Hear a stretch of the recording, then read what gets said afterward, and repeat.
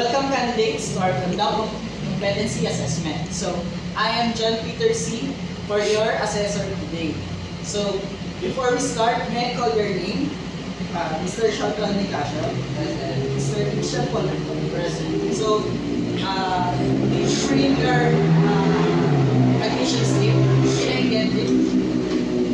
Thank you.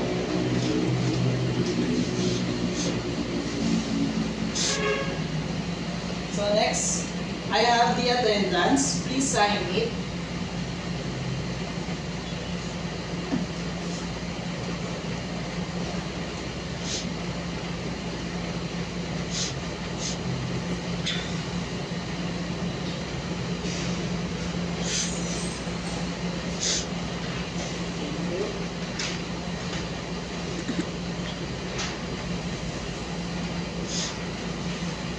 So now, we will proceed to your qualification, which is electrical installation and maintenance. But before we proceed, I will give you a self-assessment guide to know what qualifications are you having or what did you take. Please check if you have that qualification, then check no if not.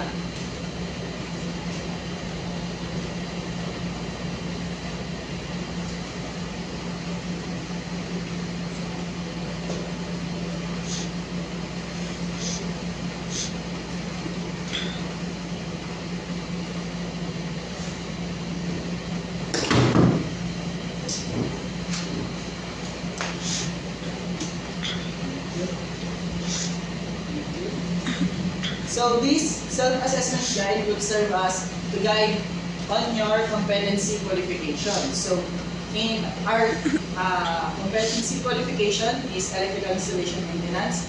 You are enrolled here in TESDA to take the certification of National Certificate 2 in electrical installation and maintenance. So we have here the units of competency, which are the basic, common, and core competency. So I have here the list of basic, common, and core competencies. You can see and check that if you are taking the specific competency. So next is the evidence we will have is the 3 assessment, which are the demonstration, oral, and questioning. So for the next is I will give you the competency assessment of the sheet. So before that, welcome to Technical Education, and Skills Development Authority, TESDA. So this is the allowed adjustments, translating instructions. Did anyone has a hard time of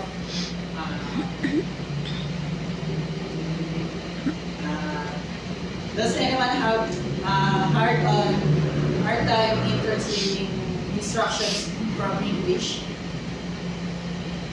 Yes, Mr. Paul? Mas gusto ko po yung Tagalog language para mas kailangan natin yung instruction.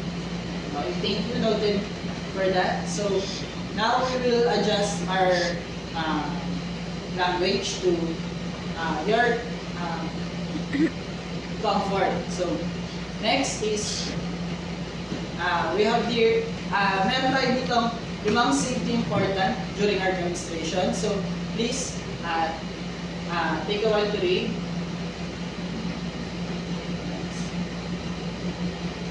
So we have here the do's and don'ts. So please read carefully. So before anything else, did you have any questions or nagtatanungan pa kayo? Okay, na. Thank you. So we have here the competency assessment agreement. So I will give you if alam na tutulungan ba sa ating overview or please sign in if you are acknowledged that our overview is okay.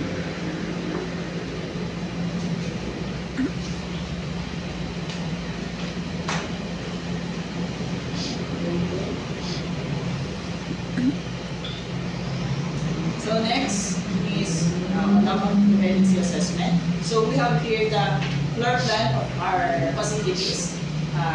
Here we are here in contextual learning area. So later we will proceed to the practical work area to proceed in our demonstration. So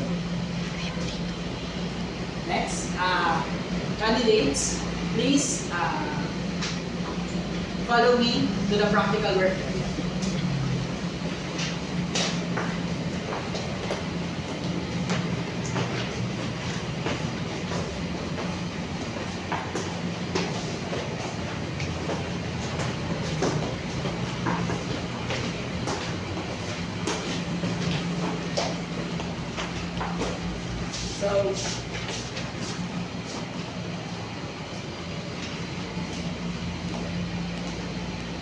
So here's our practical work area.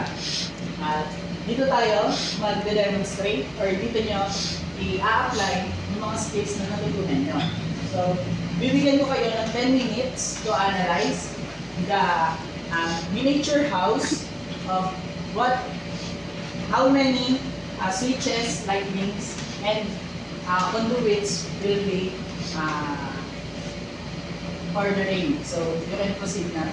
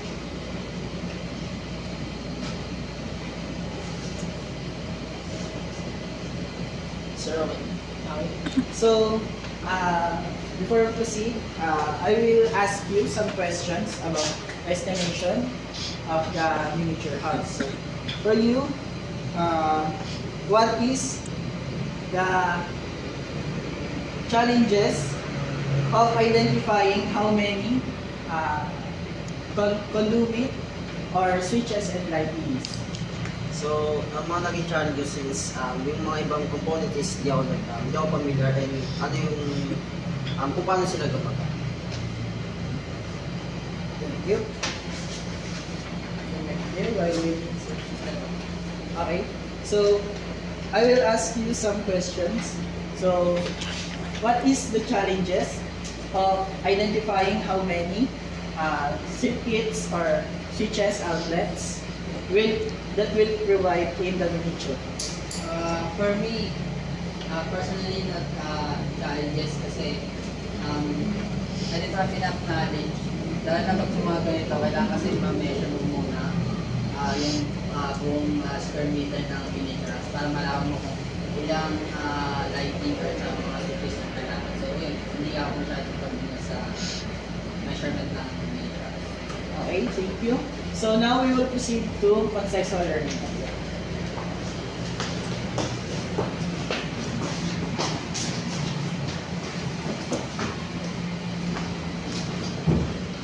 So before we proceed, on your feedback, we will discuss the rules of evidence. So we have here the authentic, valid, current, then consistent, recent, and sufficient. So, for your feedback, please wait. Then I will call your name and you will go to the institutional learning area.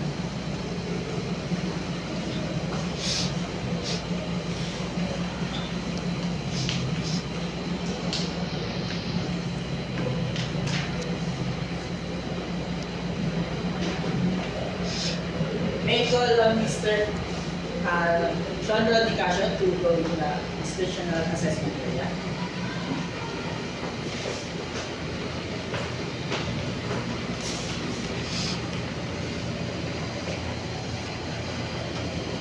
So, kamusta naman yung pag-demonstrate mo or pag-apply mo ng skills sa pag-estimation in your house?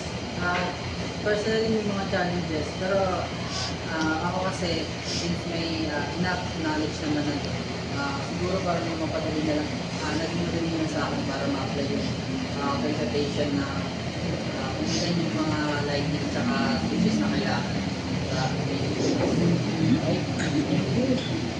Based on your observation checklist, you are competent in this qualification. So, that I will give you a certificate that will serve as your evidence in this qualification. So, there is your certificate.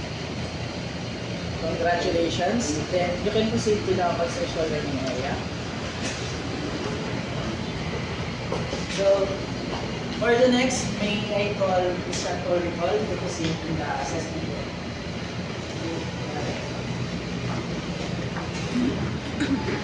So, kamusta naman yung pag-estimate mo ng major?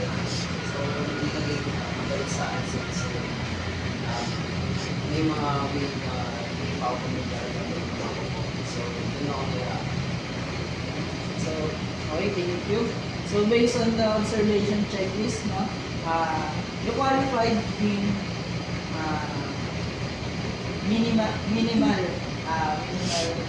criteria. So, most of the criteria said that you don't have enough knowledge in this competency. So, I will suggest that you will take this competency, integrate the assessment, and do your best to qualify this qualification. So, thank you. Do your best. Now, you can proceed to the session.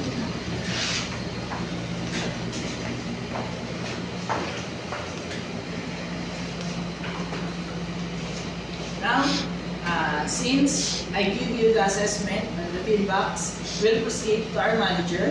I will endorse you to the closing of your competency. So, candidates, please follow me.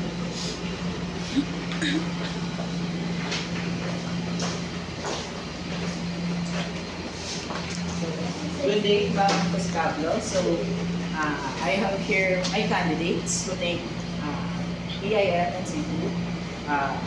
I have the candidate with one qualified and one is not yet competent. So, I have here the compiled files that observe for their evidence. So, is the observation checklist and rating sheets for them. Thank you, Mr. C. So I see that you have competent and non-competent candidate. Congratulations to the both of you. Mr. Casio po. Thank you, Mr. Pascablo. Thank you, Mr. C. I will endorse them. Thank you po. So, candidates, let's proceed to the consent.